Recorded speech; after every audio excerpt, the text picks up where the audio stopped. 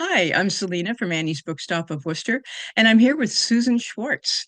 And she is an author of fantasy and science fiction, and she's been away from writing for a while, and she has just started rewriting or writing again, shall we say. So Susan, for readers unfamiliar with your work, how would you describe what it is you write? And can you explain what it's like to get back into writing after you've been away from it for so long? Okay. First thing, what do I write? Technically speaking, it's called All Over the Map. I've done, I started out writing professional fanfic. I've written five Star Trek novels with the late Joe Sherman. I've written fantasy, high fantasy, alternate history, military science fiction, and basic horror occasionally. And I love writing for anthology. And basically, if it's there to be written, the chances are I'll take a swing at it. Wow. When I was writing before 2006, when I went on sabbatical, um, I had five Nebula nominations, one World Fantasy nomination, one Edgar, one Philip K. Dick, and two Hugos. I've also been a bridesmaid four times, so that tells you about the nominations. But I was very happy to have them. And I Wonderful. write everything. I've done novels, I've done anthologies, I've done nonfiction and reviews for the Washington Post, the New York Times. I covered Game of Thrones for the Wall Street Journal, wrote on Jean Owl for Vogue. I have had a lot of fun. Now in It's it sounds like it.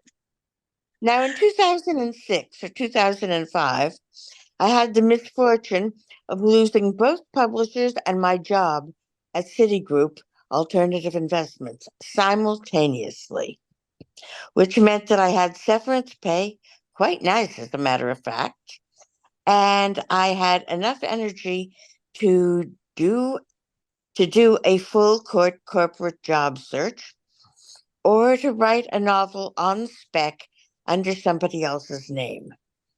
And I took the one that I was likelier to succeed at. Okay. I didn't want to use a pseudonym. I did it once. And the problem is that when I write, I have a frightening level of ownership. I don't like this pseudonym. I want to be me. If I like it enough to write it, I want my name on it. Hmm. This I is don't just blame so you. much not fun on Wall Street, though, Hmm. because Right. I had 35, 40 years in financial marketing communications on Wall Street. I was on the street for 9/11. Oh, wow. Wow. Well, actually, I was in Midtown, but I was in the industry. And the first thing out of all of us is, oh my gosh, Morgan's got 3,500 people down there. Wow. Yep. So Mhm. it is quite an industry. It was quite an interesting experience working in this industry. It was a great privilege. And my partner, Russ Handelman, and I are paying forward by doing seminars for creative professionals on financial management. Oh, that's wonderful. It's very useful. It's very helpful. We see a lot of people who just don't have a clue. I mean, it seems as if people either know what they're doing and have MBAs or they haven't got an idea, and those scare me, especially the young ones coming up. And they're the ones with the greatest degree of risk. But I'd really rather talk about my writing. Yes, I'd rather you talk about your writing too. Okay. So, what can readers expect from your latest work? And could you tell me a little bit more about it? Well, I've got about four short stories coming out now. The first one was for Michael Burstein's anthology, Jewish Futures, and it consists of a two-state solution in which teams from both states are climbing Mount Everest for the first time since the great ecological devastation to do some measurements and see what the weather is like up there and to see if they can work together under ferocious circumstances. And the Wow. first thing that happens is an avalanche. You do not want to be avalanched on Everest. No. And the anthology, the story is also being donated to an anthology. I keep forgetting its name.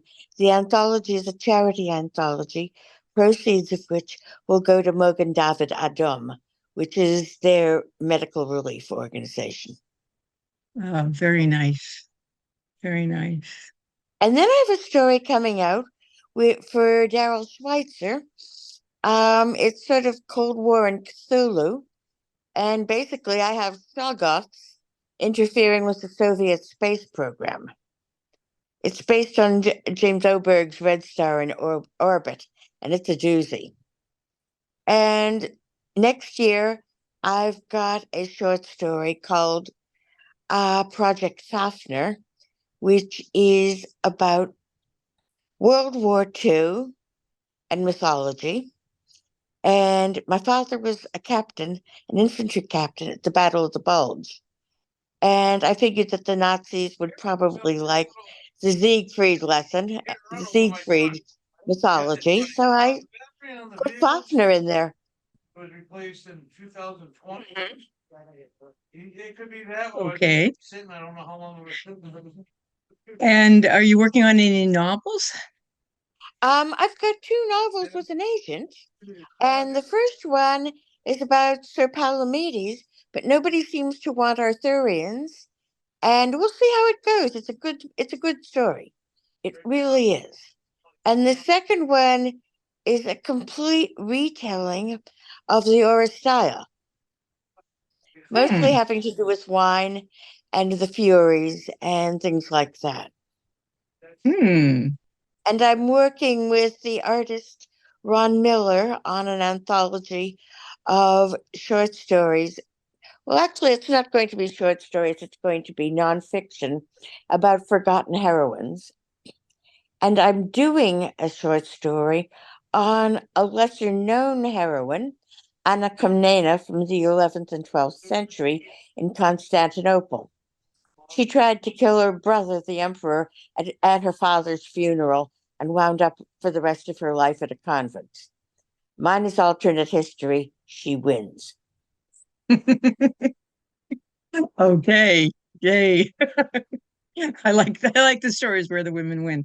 I'm working on one right. I've got a bunch of other stories circulating. One is a sort of exploration of the Marianas Trench. And down we go, 37,000 feet into the ocean. I've got a couple on the area in Connecticut I live in, which is very waspy, very navy blue, rather cool, and sort of eerie. And it's bouncing from place to place. And I've just started a new one that's actually set on Sardinia, where we went last year. Ah, It's beautiful there. It's also weird. okay. How so? It has an odd combination of paganism and Catholicism. Wow. So you must get a lot of ideas for your stories when you travel, don't Oh, you? yeah. And you've done a lot of Oh, yeah. traveling in the recently. Yes. I do that. I carry my phone, and the minute I get an idea, I type into the reminders notes, and then I transfer that onto a file, and then I put my research into the file, and then I start writing. Today has been an especially nice day because I wanted to do a story set on Sardinia, and I knew I could get the culture not the culture, but I knew I could get the background and I knew that I could get things done, but I didn't understand how the plot line was going to work. Well, today it told me. And the story is going to be called Love in the Time of COVID. Oh, interesting. Okay. So um how do you get your inspiration how did you get your inspiration for your latest story? This is the one I'm working on now? Yeah. Oh, I was just sort of prowling around the internet and I saw something about some, not sorcery, but some very strange customs involving the very oldest ladies in Sardinia. And I thought, I want that. How can I justify stealing that? How can I write it? And I started researching and and I'm already so guilty of cultural appropriation anytime I turn around that my viewpoint characters had to be Americans. And today they told me that they left the US in about 2017 because they were so because the wife was so distraught at Hillary's losing. Okay. And there is a program in Italy and Sardinia, which is a part of Italy, whereby you can pay €1 in a village of 3,000 people or under and take over a dilapidated house. And Italy will pay you €15,000, but you've got to renovate it within about 3 years. Oh, So these people decide they're going to do that. It can't just be a summer cottage. You have to live there. But, we live in an era of internet. They can set it up for power and they can work remote. okay. And the only trouble is they have to deal with the people, with the customs, with the culture, and with COVID, which is problem enough. Mm-hmm. That's for sure. And then there are all those towers, the Naraga. So there's really ancient civilization going on there. Hmm. And what is really funny is that I was babbling about it on Facebook, and a woman I have known since first year graduate school put in a chunk of Italian and said, "Is it like this?" I said, "Yes, that's exactly what it is." And fortunately, it was in Italian, so most people aren't going to get it, and I'm not going to tell about it. So, did you have to do a lot of research for the story? Constantly, Okay. constantly. Google makes life a whole lot easier, and it prevents me from over researching. But you have to do a certain amount of research. Fortunately, that's the part that's the easiest. Okay. And what is your favorite research story for any of the books or stories that you've written? Favorite research story? Well, two. The first was either novelette or novella, I forget how long it was, called Loose Cannon. And it was about Lawrence of Arabia, and it was told from Lawrence's point of view, trying to employ the style he used in Seven Pillars of Wisdom. Oh boy, which is difficult because Lawrence was an elaborate writer. And the premise of that story, which was up for a nebula, was that Lawrence did not die in 1935 in the motorcycle accident. Instead, he was picked up by surgeons, by Winston Churchill, and put together by the psychiatrist Ernest Jones. And during the Battle of Britain, he's summoned to number 10 Downing Street because Churchill has an idea of a use for him. Okay. That was fun. And So you, basically, The use is to send him to North Africa where he can try to turn Rommel. So I had a lot of fun with that one. Ah, and you must have had to do a lot of research for I that one. sure did. And it Oh, was it, wow. it was a lot of fun. I Wow. had Rommel, I had Lawrence take the same plane that Churchill took when he went to Egypt. So that was just, you get the plane, you crib like crazy for what it was like. You get something for sensory impressions. It was cold, it was uncomfortable. Lawrence was overjoyed. And I wrote it. It was fun. And Wow. then the other books I did was Cross and Crescent and Shards of Empire, which are two books set in Turkey in the late 11th century. And this was after a trip to Turkey, during which I was in Istanbul, Constantinople, Byzantium, whatever I feel like calling it. And I also went down to Cappadocia to see the fairy chimneys, the sort of odd sandstone or tufa cones, and the cave cities there. So I had a lot of fun with that one. And the research required a trip, or rather, while I was there, I was researching it because I suddenly got the idea. I was touring one of the cave cities and I said, how do you suppose you would protect this from invasion? And the guide immediately slotted me into the category of crazy American. And we talked about that. Oh, wow.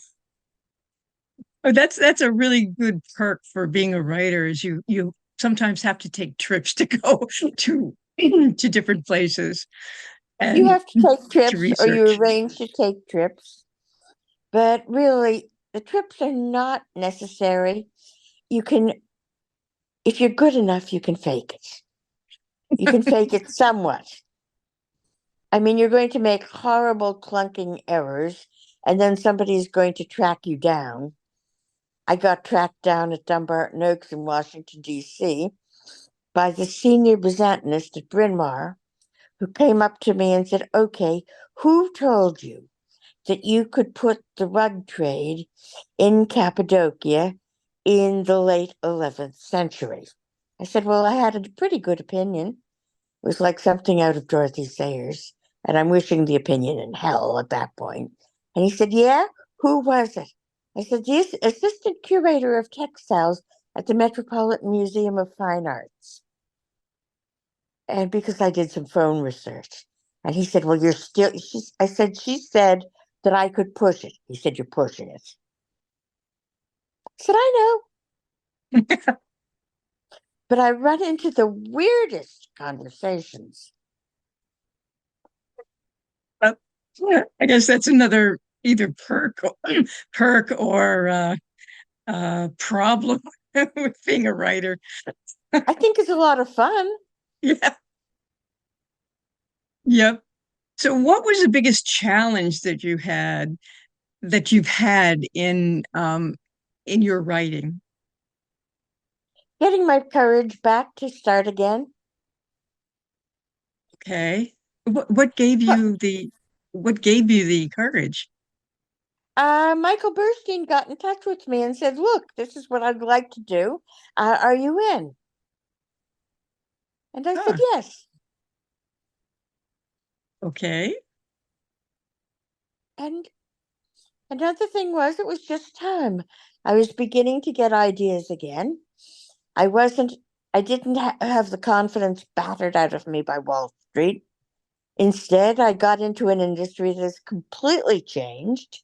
And I'm sort of looking at it and going, oh boy, I don't know if I fit into this, but I have stories to write. So what the hell, I'm going to write them. Hmm. And how did you find it? How did you find getting back into the arena? I don't like it. I don't like not knowing what I'm doing. I don't like the fact that I'm old in this industry, and it does seem to be a youth-oriented culture now. But at the same time, I have writing to do and I'm going to do the writing. It's always been about the writing for me. Hmm. Okay. And I usually fall madly in love with any story I wrote. So I've got a story. The plot worked out. I'm working on it now. I'm very, very happy. Hmm. Well, they always say just write what you know, and you have to write for write basically for yourself, pretty much, is what I've heard. I And always write for myself, but there are people who would prefer a different self, I think. really, And oh, yeah, I think that they would prefer, something younger, perkier, more up to current situations. And I can only write what I write. I'm not a market timer. And the other thing, write what I know. Like I really know what it's like to take something like the Alvin down to the Marianas Trench. Uh-uh. well, I it's really, I really know what it's like to go to the death zone on Mount Everest. I don't, yeah, but I it's a little really, hard. yeah, I have no idea what it was like to ride a motorcycle and crack my head wide open and then get gamed into doing something I didn't want to do by Winston Churchill.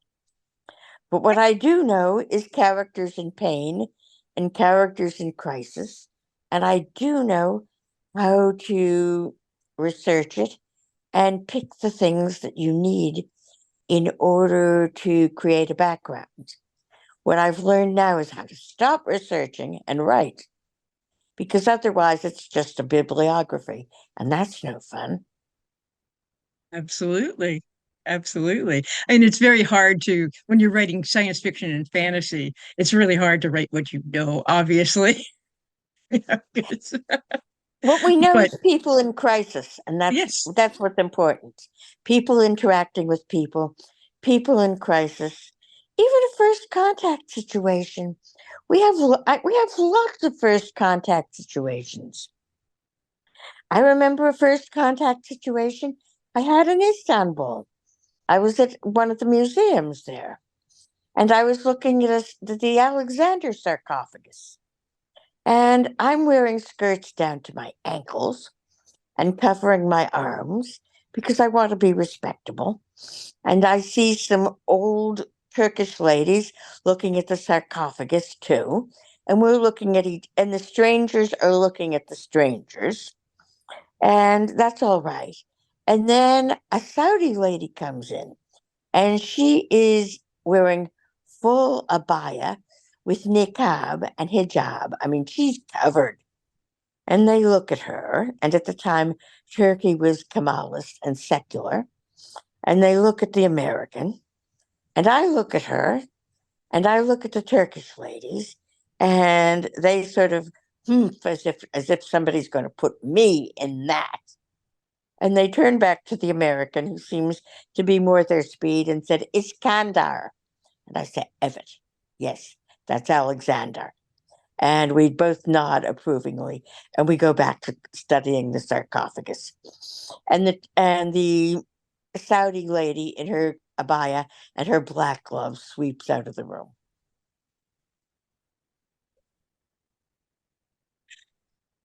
Wow. Okay, that's first You, contact. Hmm. it is definitely a first contact. I was in Taiwan, and we went to a temple, and we're looking at it, and the guide says, "What you see all of the images." And the guy said, what you do is you clap your hands and you bow. And all of a sudden, generations of Maccabees woke up in me. And I said, I won't bow. I will nod politely. Is that good enough? And he said, yes, that's good enough. But the advantage of this is that you can take these interactions and you know what a first contact feels like. And you write about it. Hmm. Absolutely. That is that is absolutely true. but I wasn't Wow. going to bow. Wow. However, I did know that when I was going to Taiwan, the Chinese, whether the People's Republic or the Republic of China, like red. Red is auspicious. Red is happy. So I went shopping and bought a whole lot of red things, and they Hmm. liked that. Hmm. Interesting. Now you were talking about that you feel being old in a young person's genre Yes. that you don't feel comfortable. Um, Well, I don't feel if I have anything relevant to say, except for what I have to say. My cultural markers are those of the late 60s and early 70s. I'm dealing with people who, in some ways, are much gentler, much more, they use sensitivity readers. They're much more careful of insulting people. And I just write what I write.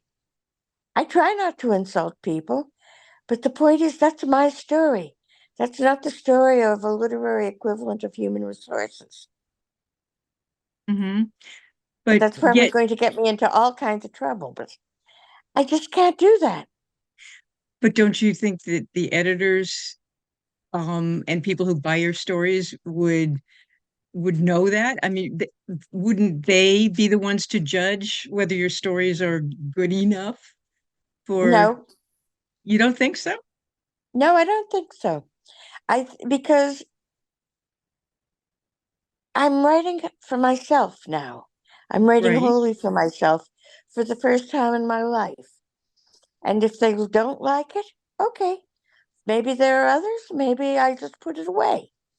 But I'm not writing for a given market. right. But yet they're buying your stories, aren't they? Slowly, Okay. not as fast as I want. I have two books, an anthology proposal, and about 8 stories circulating. I want them sold. Okay. Well, I think that, the fact that they are buying some of your work proves that your point about being old and not relating is just doesn't make sense anymore. Well, it doesn't make sense, but when I go online and I am greeted by "Okay, Boomer," Uh, I usually write "Okay, I usually answer back "Okay, Slacker."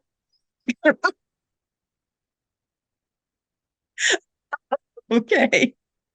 I just want to write what I want to write, and I want to build my community and live in it and be happy in it. And this kind of thing does not serve Val. It is not helpful. It is not kind. Hmm. That's true. That's true. When they say something like that. Yeah. And and I have a terrible besetting sin.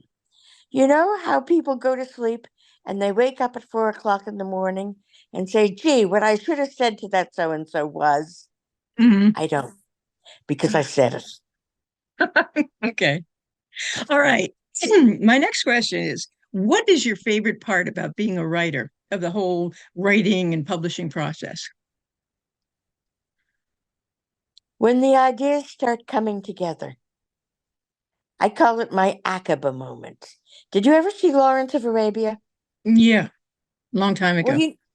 it's from like 61 or 62. I just saw it again this year. Do you remember the scene where after he's talked to Faisal and everybody, he knows he needs a miracle or a wonder to pull off and to inspire the Arabs? Hmm. And he goes out into the desert by night with his little buddies following him. And you get that music and you get the whoosh of the sand. And he's trying to think of what he can do. And he Hmm. stays out all night. And the music by Maurice Jarre is whirring and the sand is whirring. And he's finally sitting there. And as the sun comes up, he says, Aqaba. And that's when he gets the completely insane idea of leading a group of people on camel across the Nefud Desert and into Aqaba by land. Hmm. And when you get this completely mad, wild ass idea, that's fun. Then you get to start assembling the pieces. Then you get to finish the research. Then you get to write, which is hard work. You get the dreaded writer syndrome, pretzel back, where you're sitting in your chair for about 6 hours and you get up and you yell because your back is a pretzel. And then after you write it, you get to rewrite it, and that's even more fun. Okay. All right. So, what has been your favorite adventure during your writing career? Well, I think I've told you about several, and those have been my adventures. I have another crazy one. I Okay. went to Wright-Patterson Air Force Base because because when you're writing hard science fiction, which I occasionally can do, you're dealing with the military. There's no way out of it, Mhm. regardless of what the late Gene Roddenberry said. They're the ones that have the funding. They're the ones that have the technological infrastructure. And I get in there, and somebody is an F-16 pilot. And he finds out that I'm not just a science fiction writer, which is fine, but I work on Wall Street. And he comes up to me, and this is a fighter pilot, so you know how aggressive they are. He said, You're on Wall Street. I lost a bundle on Wall Street. And this is okay. You screwed up. Make of this what you will, but explain to me why I lost a bundle, because I should not have lost a bundle. And I said, Oh, tell me. You were writing naked options with the big boys, weren't you? I mean, that you can lose more than 100% of your capital if you write naked options. You can write strips and straddles and things, which protect you against more risk than you can handle. But I wouldn't expect a fighter pilot to do this. And he didn't. I said, and do tell, you lost some money. And so you thought that you would throw some more money at it and you'd come in and you'd take out just enough money to teach the markets a lesson and then you'd go home. Didn't you? And he's looking at me as if I'm a total witch. He said, How did you know? Because options is a sort of game that you would play.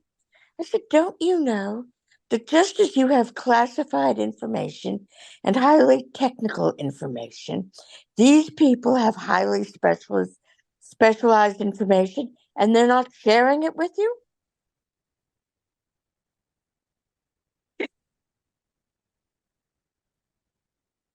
And then he had a fit at David Brin. That was a lot of fun too. Okay. David Brin offered to put a robot in the cockpit of his plane and preserve his life. I noticed and I saw all of the veterans and all of the serving military pushing themselves back from their chairs. It was very satisfying. Wonderful. I leapt forward, starting pounding the table and starting, You get that expletive deleted robot out of my expletive deleted cockpit, and explained, David says very kindly, but it's to preserve your life. And the guy said, I'm a warrior. If I think an objective is worth the sacrifice of my life, I'm going to do it, and you can't stop me. And I look at the military, and they're all saying, Fighter jock, fighter jock. Yep. Great.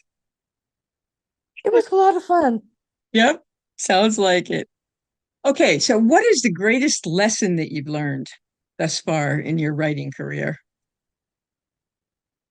Rewrite, edit, If it's running longer than you think it should run, you've probably done something wrong and you need to cut. After a while, you know how long a story really ought to be. And if it gets longer than that, you've probably done something wrong and you have to cut. Besides, Okay. shorter stories sell better. You write a lot of short stories, don't you? Yeah, And that's your favorite, your you favorite know, mode? I'm happy with a big fat novel. My natural length there is anywhere from 90 to 120,000 words. And that's a lot of fun because you get into a whole world. But a short story from 5,000 to about 7,500 words is short fun, and you can get an awful lot done with it. And it's also very tricky. You can't be as sloppy as you can maybe try to be in the first draft. Note the caveat, first draft of a novel. And the revision is more fun. Hmm. Okay. How would you say, what would you say the difference really is in writing a short story as opposed to a novel? Subplots, subplots, viewpoint characters, uh, extent of world building. You don't have to do as much. You do have to do some. You don't have to have as many characters. You cannot have as many viewpoint characters. It just doesn't work. Mhm. And you have to make it unified almost in time. I'm not talking about Aristotle's Poetics, where it has to be unified in time that way, the unities. But I am saying that you can't jump all over the place as the way you can in a novel. Okay. Yeah, that makes a lot of sense. Yeah. Okay. Now, is there any piece of advice aside from rewrite that you'd want to share with other users or other writers, rather? Yeah, it's the one that enabled me to do my PhD dissertation in 2 years and complete the program in five, which is a little bit insane. Uh, Put your butt in the chair and work. If you stop working, get out of the chair because you're not allowed to work. You're not allowed to be in the chair unless you're writing. If you are in the chair, you've got to be working. And you have to do X amount of words or pages or sort of plot movements a day. You can do more, you mustn't do less. And you just do this. It's a crazy discipline, but after a while, when the writing is going, you find yourself racing for the chair and sitting down in it. And then that's not a I have to write. That's an I get to write. Mhm. Right. I mean, it is a job, but you have to really enjoy doing it. It's a Yeah. job. Sometimes it's a burden, but when it's going, it's even more fun than shoe shopping. Okay. And you know what's more fun than shoe shopping? Jewelry shopping. It's Yep. about as much fun as that. Right. Okay. Are there any clubs, groups, or organizations that you would recommend to other writers that may have helped you in your career? I was in SIFRA long ago. I've let that go.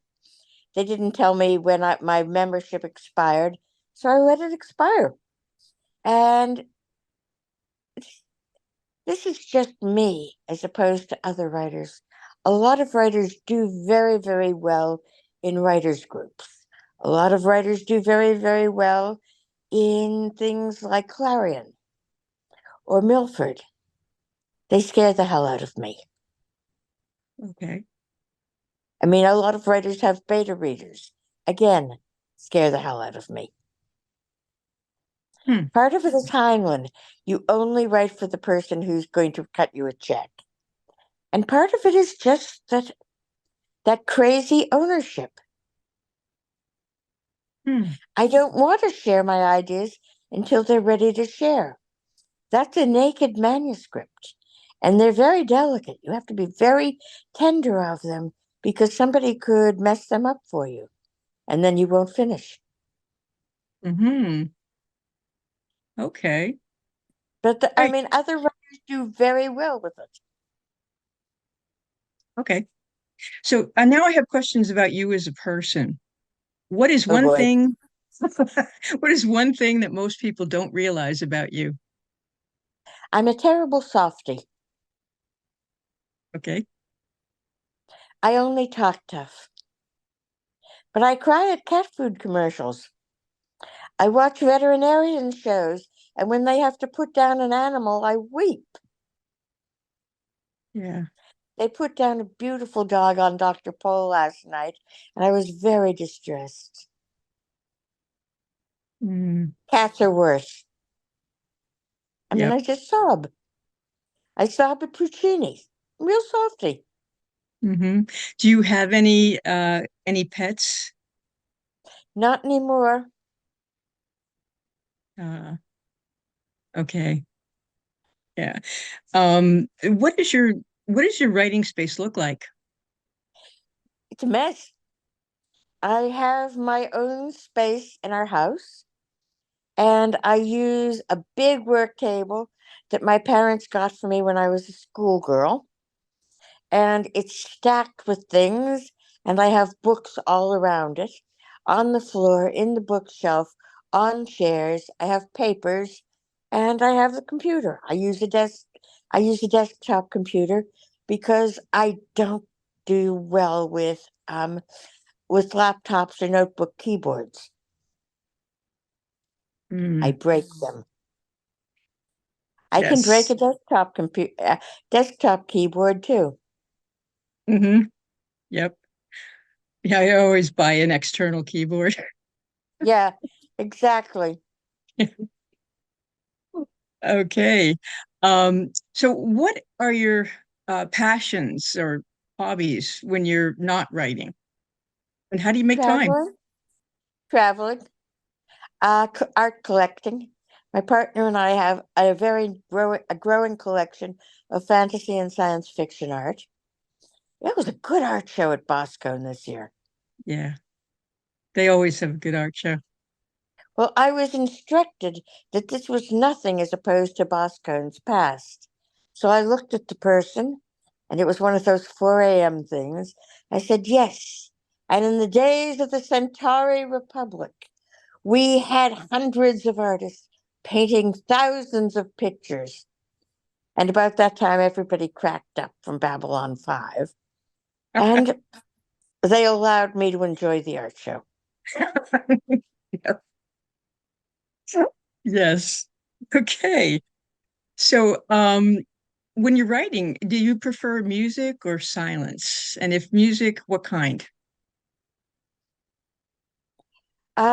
Usually I prefer silence, just because some of the music may throw me out of my chair, and then I'm distracted and I can't write.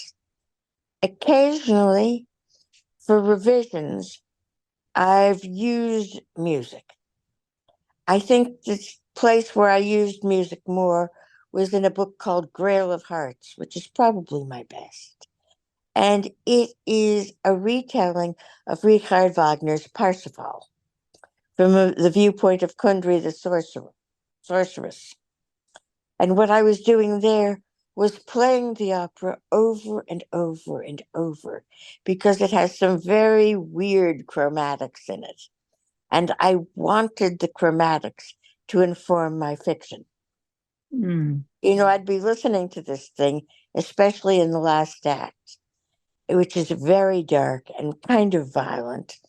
And I would make these little changes, but I got the chromatics in. That's another passion, opera. I've been going to the Met for about 40 years, and I love it.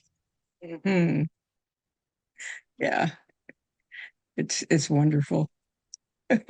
Okay.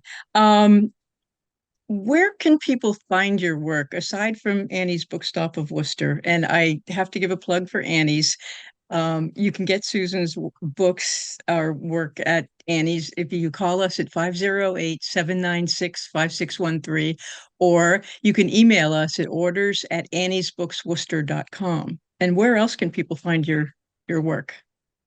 Amazon, eBay. Since I've been so long out of the business, a lot of books were allowed to go out of print. Boo Right. hoo, which distresses me. I like Boscone because people came up with old books for me to sign, and I was just thrilled. Hmm. Yeah, a lot of your books are out of print, and we can try and get some of the books, but we won't be able to It's get all of very them. distressing, but ever since Thor Power Tools, they don't keep backlists. Yeah, that's true. That's true. Okay, and how can we follow your work and share your awesomeness? Well, I don't know how awesome I am, but you can follow my work because I'm always babbling on Facebook. And I spend a lot of time on LinkedIn, only usually that's more political. Okay. All right. And you have a web page. Not anymore. I No. have to get a new one done. But that's another thing. All of these energetic people, they have a 30-year-old's energy. So they can do newsletters and blogs and vlogs, and they understand how to do this. And I'm just a wretched boomer and I don't. And they can design their own web pages. And I envy them tremendously because they're so skilled. But if it's between doing working on a web page and writing, I know which one I'm going to do. Hmm. Exactly. It Please takes a follow me lot. on Facebook. Okay. It takes a lot to do the social media that one needs to get well known. It's very Yeah, true. Very true. and a lot of people have assistants. A lot of people who have spouses who work for them, or a number of people do.